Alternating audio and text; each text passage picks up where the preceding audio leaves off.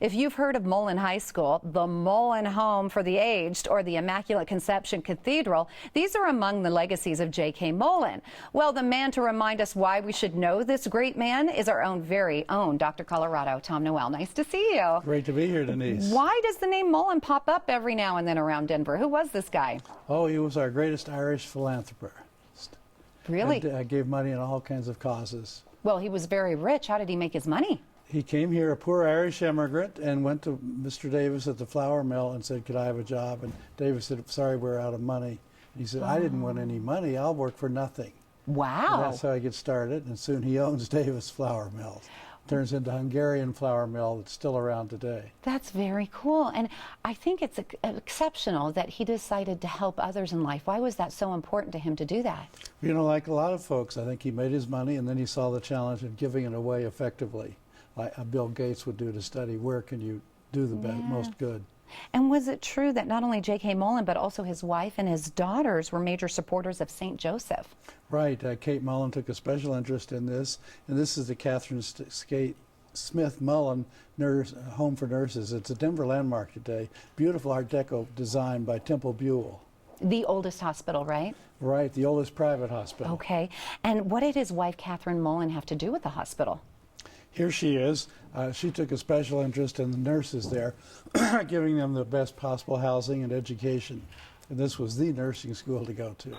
What do you find most fascinating about Mr. Mullen? I mean, you've done a lot of research. One of the most intriguing things is at a time when many bishops said no Protestant or no non-Catholic will get to heaven, he said, we've got to be more ecumenical. We've got to reach out to Jews and other Christians. Wow. And tried to get the bishops to be a little more open-minded. Yeah, we can all use a little bit of that, can't we? And what was Mullen's role in converting Bishop Matchbuff's farm to Mount Olivet Cemetary? Well, Mullen, who wanted to make Denver the Minneapolis of the Rockies, had a wheat field there, and he turns it over to the bishop, and it's the Catholic cemetery today, and the second largest cemetery in the state after Fairmount.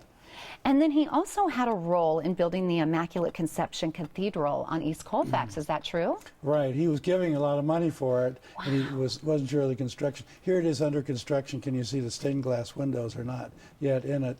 And he thought, I'm going to go down there and supervise myself. So he kind of micromanaged the construction of Immaculate Conception. Well, if he's giving so much money, he has a dream. It's nice to make it come true. Right. A lot of people know J.K. Mullen High School. Did he actually start that school? Right, and originally it was for poor orphans, the down and out. Today I think it's much more of an elite school with a great football team.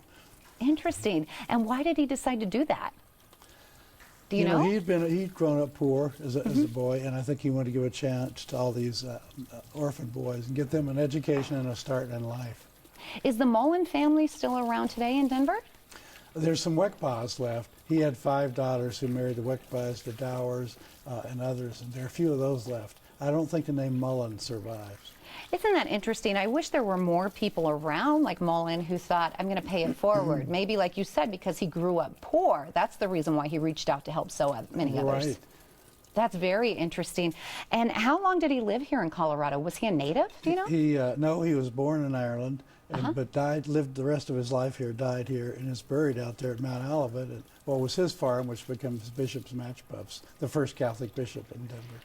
And you personally, I want to highlight, because you do a lot for our community too, and you make learning fun and enjoyable. You actually take your students out to like cemeteries during Halloween and they can play different roles. What kind of tour do you have coming up now? We have a great one with Mount Olivet, and I found it a great way to teach, Denise. Sure. Kids that are normally bored by history, if they see a big mausoleum or a tombstone, all of a sudden, who was this? What did they do? Why are they important?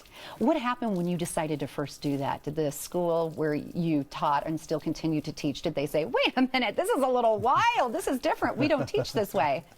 No, they kind of liked it, and I told them we were having the final exam in the cemetery, where a student would have to stand beside J.K. Mullen's tomb and say, John Kernan Mullen was, and explain, the old history question, identify and give the significance of by the tombstone.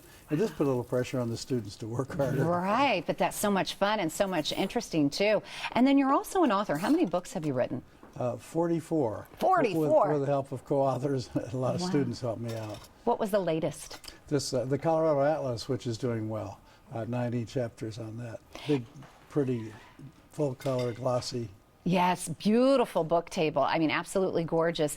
If we want to get a hold of one of your books, are they located at like the Tattered Cover, any bookstore? Yeah, any good bookstore would have all the Noel books. If they don't, they're a bad bookstore. I love how you put that. Well, it's always fun to talk to you. Thank you, Dr. Colorado. An honor to be here, Denise. You do an excellent job. You can join this fine man, Dr. Colorado's History Colorado tour of Mount Olivet Cemetery in Wheat Ridge on Saturday, October 24th. It's from 1 to 4 p.m. Visit the Mullen family's monumental tombstones, and you can hear from J.K. Mullen and other historic celebrities. The Colorado Model A Ford Club will provide a tombstone taxi service for those who get just tired of walking. Reservations are required, so please call 303-866-2394. That's 303-866-2394 to reserve your spot.